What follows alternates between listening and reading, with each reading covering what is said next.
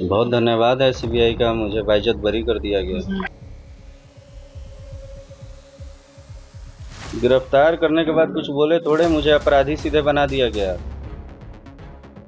तो उस पे मुझे समझ लिया गया कि ये राज सिंह है। ये बहुत बड़ी लापरवाही है प्रशासन की।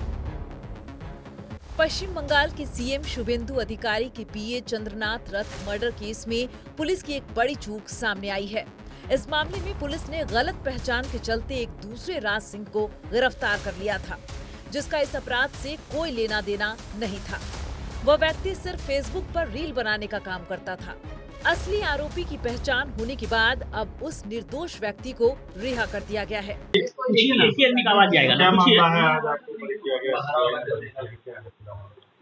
बहुत धन्यवाद है सीबीआई का, मुझे बाइज्जत बरी कर दिया गया। किस मामले में आपको यहाँ से कहाँ से आपको हिरासत में लिया गया, किस प्रकरण में आपको उठाया गया, पूरी कहानी जरा बताएं। ये कोई पीए का हत्या हुआ था, उसमें मुझे दोषी साबित किया गया था प्रशासन द्वारा। मैं राम जी गया था अयोध्या, राम जी का दर्शन करने। वहाँ पे हम लोग, मैं परिवार साथ था, माता जी भी थी मेरी। हम लोग दर्शन करके ढाबे पे रुके, खाना वाना खा के अब बलिया घर आ रहे थे।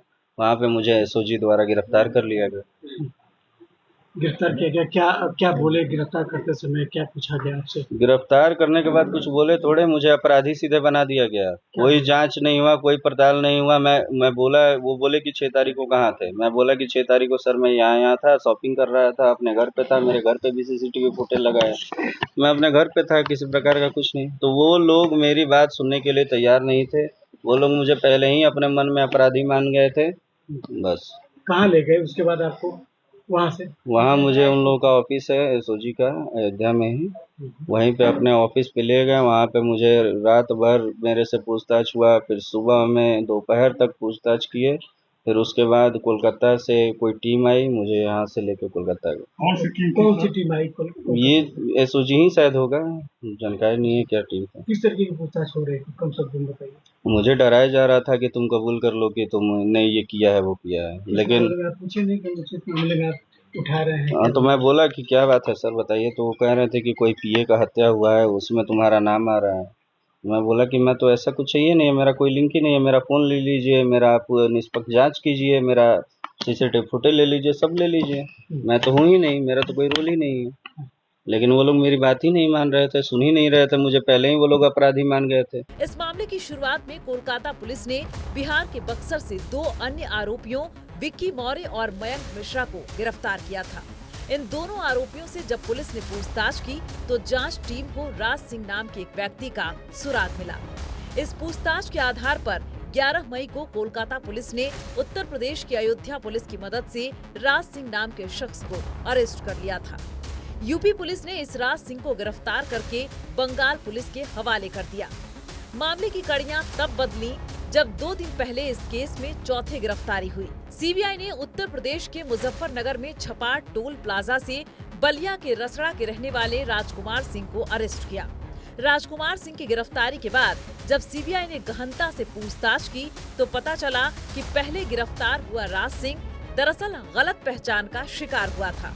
सूत्रों के मुताबिक पुलिस को असल में राजकुमार सिंह को पकड़ना था, लेकिन नाम की समानता या भ्रम के कारण यूपी पुलिस ने दूसरे राज सिंह को गिरफ्तार कर लिया था। सच्चाई सामने आने के बाद सीबीआई ने पहले गिरफ्तार किए गए राज सिंह को बेकसूर पाते हुए रिहा कर दिया है, क्योंकि अपराध में उसकी कोई भूमिका नहीं थी।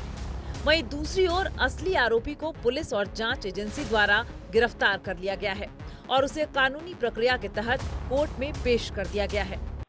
फिर कोलकाता टीम आपको आई, कहाँ ले गई आपको? वहाँ से कहाँ ले गई ये कैसे बताएं? कोलकाता ले गई। अब मैं वहाँ गया नहीं हूँ, पहली बार तो मैं जब उन लोग के साथ में गया था। फिर कोलकाता में क्या आपसे पूछताछ हुई, किस तरह की बात हुई? कोलकाता में मुझे सीआईडी ऑफिस में उधर रखा गया। फिर वहाँ पे मुझे तो वहाँ पे भी पहले ही अपराधी मान गए थे लोग, क्योंकि यहाँ के लोग, यहाँ के जो एसओजी वाले थे मुझे अपराधी ही बना के भेजे थे। ऐसा नहीं था कि मुझे बेइज्जत बरी करके भेज रहे हैं। तो वहाँ के भी लोग उसी नज़र से मुझे देखा कि हाँ भाई अपराधी है।